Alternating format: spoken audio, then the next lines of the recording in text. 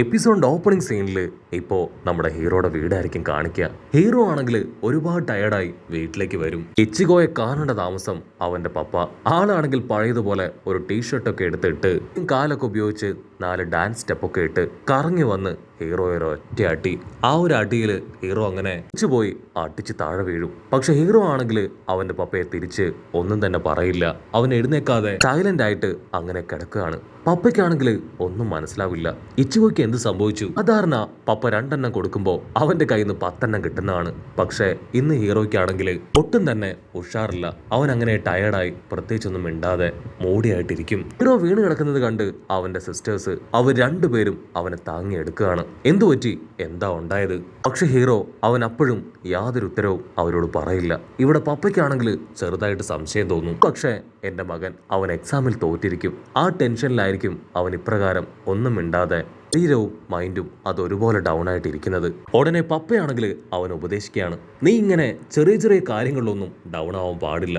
എക്സാമിൽ തോറ്റെങ്കിൽ നമുക്കത് അടുത്ത എക്സാമിൽ കോമ്പൻസേറ്റ് ചെയ്ത് മാർക്സ് വാങ്ങിക്കാം.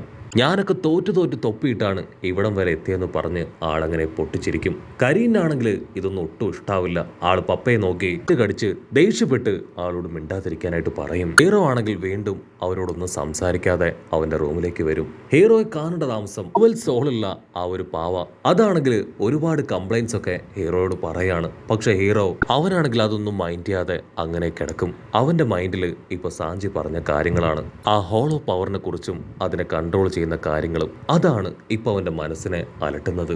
ഇവിടെ ആ ടോയ്ക്കാണെങ്കിൽ ഹീറോയുടെ അവസ്ഥ കാണുമ്പോൾ എന്തൊക്കെയോ സംശയം തോന്നും. അവളാണെങ്കിൽ ആ ഒരു പാവയെ പിടിച്ചു വലിച്ച് അവിടുന്ന് കൂട്ടിക്കൊണ്ടുപോകും. അതേസമയം ഹീറോ അവൻ സാഞ്ചി പറഞ്ഞ കാര്യങ്ങൾ തന്നെ തിരിച്ചും മറിച്ചും ചിന്തിക്കും. ഒരുപക്ഷെ ആ ഹോലോ അത് സാഞ്ചി പറഞ്ഞതുപോലെ എന്നെ പൂർണ്ണമായിട്ട് കീഴ്പ്പെടുത്തി കഴിഞ്ഞാൽ അതെല്ലാവർക്കും വലിയ ആപത്താണ്. ഓൾറെഡി ഞാൻ സോൾ സൊസൈറ്റിയിൽ പോയിട്ട് ഒരുപാട് ട്രെയിനിങ് ഒക്കെ എടുത്ത് എനിക്കിപ്പോൾ നല്ല പവറുണ്ട്. അത് ആ ഹോലോയുടെ കയ്യിൽ കിട്ടിയ അത് തീർച്ചയായിട്ടും വലിയ ആപത്ത് തന്നെയാണ്. അവറ്റകൾ എന്നെ ഒരു പപ്പടിനെ പോലെ യൂസ് ചെയ്യും. സാഞ്ചി പറഞ്ഞത് അവരുടെ ടീമിലേക്ക് പോയാൽ എനിക്ക് ആ ഹോലോയുടെ പവർ അത് കൺട്രോൾ ചെയ്യാൻ പറ്റും എന്നാണ്. അവറ്റകൾക്ക് എന്നെ പൂർണ്ണമായിട്ട് അബ്സോർബ് ചെയ്യാനോ എന്റെ പവറുകൾ അതങ്ങനെ ഗ്രാസ്പ് ചെയ്തെടുക്കാനോ കഴിയില്ല എന്നാണ് സാഞ്ചി പറഞ്ഞത്.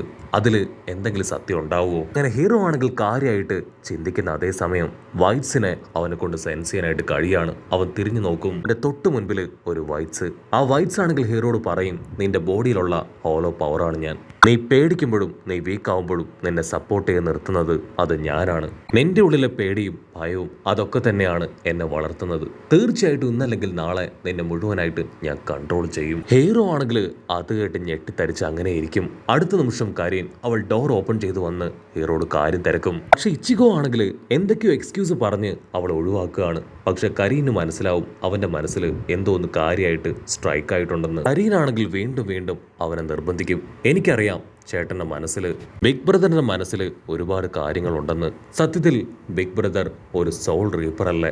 അവളുടെ ആ ചോദ്യം കേട്ട് അങ്ങനെ ഒരു സെക്കൻഡ് ഫ്രീസ് ആയി പോവും. അവൻ സോൾ റീപ്പർ ആണെന്നുള്ള കാര്യം അതെങ്ങനെ കരീൻ അറിഞ്ഞു? ആരായിരിക്കും അവളോട് ഈ കാര്യം പറഞ്ഞതെന്നൊക്കെ ചിന്തിച്ച് അവനാണെങ്കിൽ അവളെ തന്നെ നോക്കും. ഇവിടെ അങ്ങനെ സീൻ കട്ട് ചെയ്ത് ഇപ്പൊ ആ കാരക്കുറ സിറ്റി കാണിക്കും. അവിടെ ആണെങ്കിൽ ഒരു പ്രത്യേകതരം സ്പ്ലിറ്റ് പ്രഷർ അത് അങ്ങനെ വന്ന് പതിക്കുകയാണ്. ഇവിടെയുള്ള ജനങ്ങൾക്ക് ആർക്കും തന്നെ ആ പ്രഷർ എന്താണെന്ന് സെൻസ് ചെയ്യാനായിട്ട് കഴിയില്ല.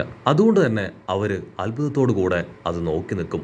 ആരും തന്നെ അവിടുന്ന് രക്ഷപ്പെട്ടു പോകാനായിട്ട് ശ്രമിക്കില്ല. അതേസമയം മുടിയനും ഒർഹിബയും അവരെല്ലാവരും സ്പ്ലിറ്റ് പ്രഷർ അത് കറക്റ്റായിട്ട് സെൻസ് ചെയ്തെടുക്കുകയാണ്. തീർച്ചയായിട്ടും അതൊരു സൂപ്പർ ലെവൽ ക്യാപ്റ്റന്റെ സ്പ്ലിറ്റ് പ്രഷർ തന്നെയാണ്.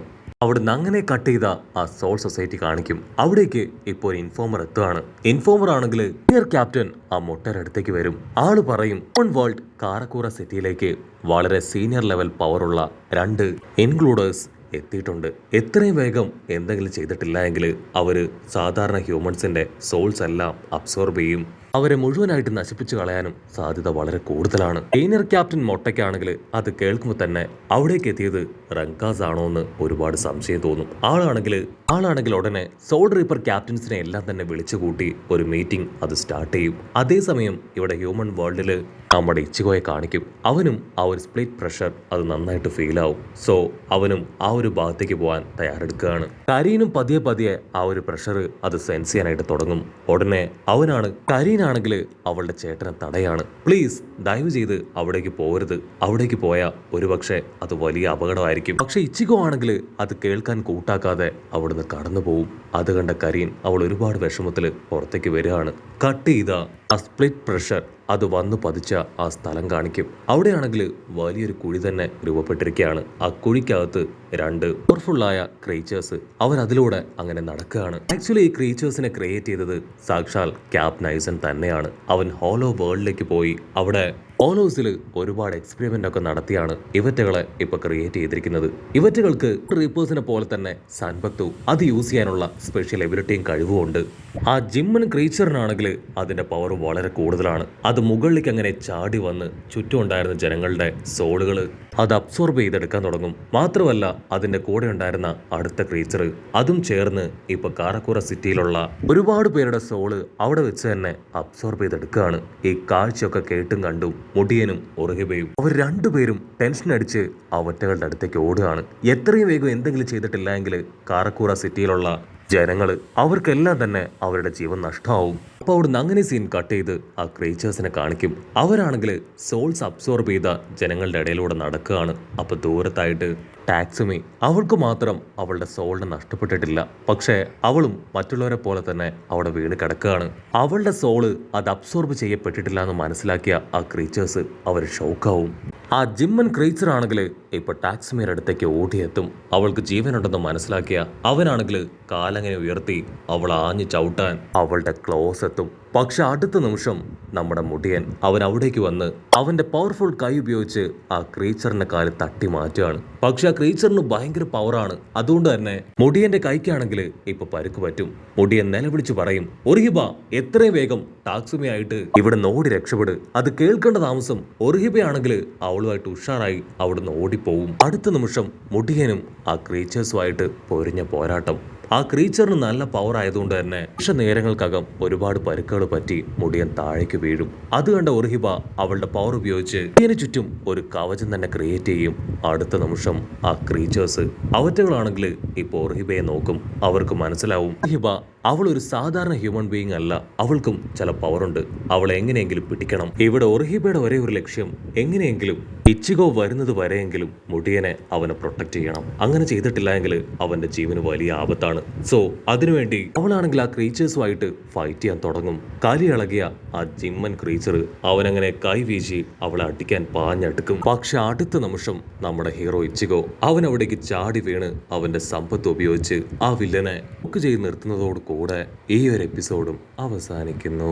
ഈ എപ്പിസോഡ് ഇഷ്ടപ്പെടുകയാണെങ്കിൽ തീർച്ചയായിട്ടും ലൈക്ക് ചെയ്യാനും കമന്റ് ചെയ്യാനും ഷെയർ ചെയ്യാനും മറക്കല്ലേ. അടുത്തൊരു അടിപൊളി എപ്പിസോഡുമായിട്ട് കാണുന്നവരെ it's me with Mallu episode.